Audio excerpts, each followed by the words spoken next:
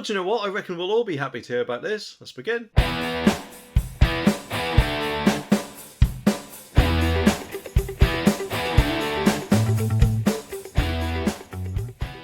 Well, the day of reckoning has finally arrived. The supermarket bigwigs have descended from their ivory towers and bestowed upon us the magnificent gift of slashed prices. The rise in food inflation, previously skyrocketing at an alarming rate, is now slowing down to a slightly less alarming rate. And if you think about it, it's kind of like watching a roller coaster grind to a halt before the loop of bankruptcy. And of course, lo and behold, the grocery industry expert has emerged from the mist to declare that many of the big supermarkets are participating in this grand spectacle. Retailers like Ocado and Sainsbury's are supposedly emptying their coffers of multiple millions to bring us the most groundbreaking phenomenon, known as, of course, lower prices. I mean, you can just imagine them, can't you? Standing on mountaintops, heralding the news with trumpets and confetti cannons and saying things like, we're going to stop taking a pee with our price rises now. And it's about time too, in my opinion. Sainsbury's appears to be bravely copying Tesco's in price matching with Aldi and lots of key items. Well, unfortunately, though, the Institute of Grocery Distribution, that esteemed institution, predicts that we might still be riding the inflation roller coaster by December. Imagine our surprise, eh? But don't worry, because we've got Adam Bullock of Top Cashback to remind us that even though we are supposed to have this drop in inflation, we still must be cautious and scan our loyalty cards religiously. The thing is, though, we shouldn't really need to scan a loyalty card to get the best prices at all, should we? I mean, it's like saying who needs basic fair pricing when we can all have a privilege of waving a little plastic card around like a golden ticket to Willy Wonka's chocolate factory. And I think, if anything, it completely takes the mickey when these supermarkets announce bumper profits presumably made from their price increases whilst the rest of us struggle. And that needs to change, in my opinion. But anyway, the article says that grocery shoppers looking for a bargain may soon be able to reduce their weekly bills, as supermarkets have been slashing their prices. The latest figures for overall food inflation show it has dropped from 13.4% in July to, wait for it, 11.5% in August, meaning that the rise in prices is slowing down. Personally, of course, I think they're a lot higher than that, but I am no financial expert. But anyway, whilst supermarket bosses are reducing some prices, grocery industry expert Vinita Bajaj, I hope I pronounced that right, told express.co.uk that many of the big supermarkets are slashing their prices. He said retailers cutting their costs include Ocado and Sainsbury's, who are investing multiple millions in lower prices. Products can include High's Beans, wait for it, Quaker Oats,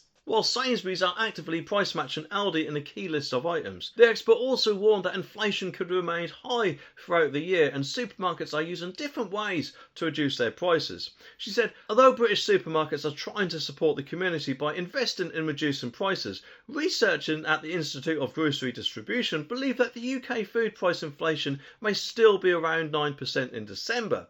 This is driven by supply chain challenges and poor UK harvests. Ultimately, though, most supermarkets are addressing cutting prices in a few ways. Either price cuts in selected products, price matching to the discounters, or actively running key promotions to help support their customers. The choice of supermarkets, though, is ultimately a personal preference. Adam Bullock, UK Director at Top Cashback, told Express.co.uk that shoppers need to be careful about what they buy, and even with a drop in inflation. He said, by scanning your physical or digital loyalty card every time you shop, you'll collect points to exchange for money off future food shops or other instant vouchers and rewards. Hang on a minute, let me just get this straight. London Mayor Sadiq Khan is back in action with a grand plan to prove that he's not complete, let's just say, rhymes with blunt. After expanding the Ulez further than an obese person's waist, apparently now he's rolling out the red carpet of financial support for us all poor non-compliant vehicle owners. Because nothing says, I've got your back, quite like making us pay thousands of pounds to make our cars Ulez compliance, right? It's kind of like getting a friendly kick in the gentleman's sausage whilst being handed a bill for the privilege, isn't it? Well, it seems like every driver with, a pollution belching car, as they probably like to call it, can now dive headfirst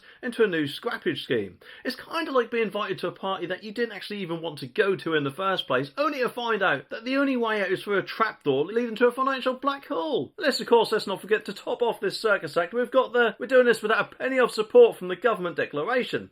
Well done, Mr. Can't. There's just one thing though, and correct me if I'm wrong, but I'm guessing it'll probably be paid off the backs of us all poor motorists who get stung with the £12.50 daily fee in the first place. I mean, no doubt he expects a massive pat on the back rather than, I'm guessing, a verbal fart in the face for his efforts. Then, I don't know, implementing the whole Ulez expansion in the first place. But how's this for a tantalising offer? £2,000 for scrapping a car or £1,000 for a motorcycle. It's kind of like watching a game show, isn't it, where the host reveals a mystery prize only for the contestant to find out it's a one-way ticket to the land of depleted savings. But of course that's not all, is it? Because for those who want to add the extra touch of luxury to their misery, there are higher value packages up for grabs apparently. I mean, picture this, you can hand over your car keys and not only do you get some cash, but you also get, wait for this, you'll love this, 2 bus and tram passes. I mean, it's wonderful, isn't it? It's kind of like trading in your car for a front row seat of the public transportation roller coaster, complete with, of course, stops, starts and the occasional musical performance of the guy who insists on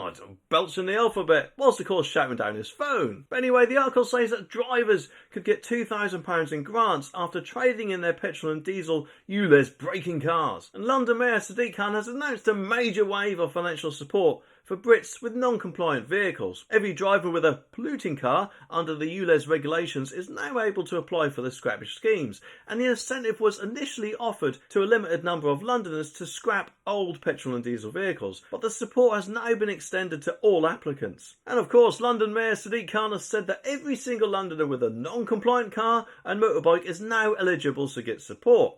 We are doing this without a penny of support from the government, who have helped other cities around the country with clean air zones. You can just imagine him saying that, can't you? And it comes after fuming drivers criticised this scheme for its limitations in financial help. Support was previously only available to Londoners receiving child benefit or businesses with up to 10 employees, including those with certain disabilities and low-income benefits. However, all London residents with non-compliant vehicles can now get £2,000 for scrapping a car and £1,000 for a motorcycle. And they can also apply for higher value packages, which includes 2 bus and tram passes with a lower grant. Sadiq Khan added, there is still plenty of money available in the scrappage scheme, and I am urging all Londoners with non-compliant vehicles to apply now. Well, what a revelation we've got here, eh? I mean, our unelected Prime Minister, Rishi Sunak, has apparently seen the light at long last and decided to embrace the benefits of Brexit after all. Instead of sulkily hovering on the sidelines, kind of like what I'm sure his inner Ramona would just love him to do. And that's because we're apparently about to witness a bonfire of EU red tape after all. An igniting of a house building bonanza, and will make fireworks on New Year's Eve kind of look like sparklers apparently. But of course, I'm sure you'll all say in the comments, we've heard this before, haven't we? And yeah, I think you're right. Especially in a certain leadership campaign. I mean, you have to refresh my memory. It just makes me wonder if we'll also keep up with this. But the creation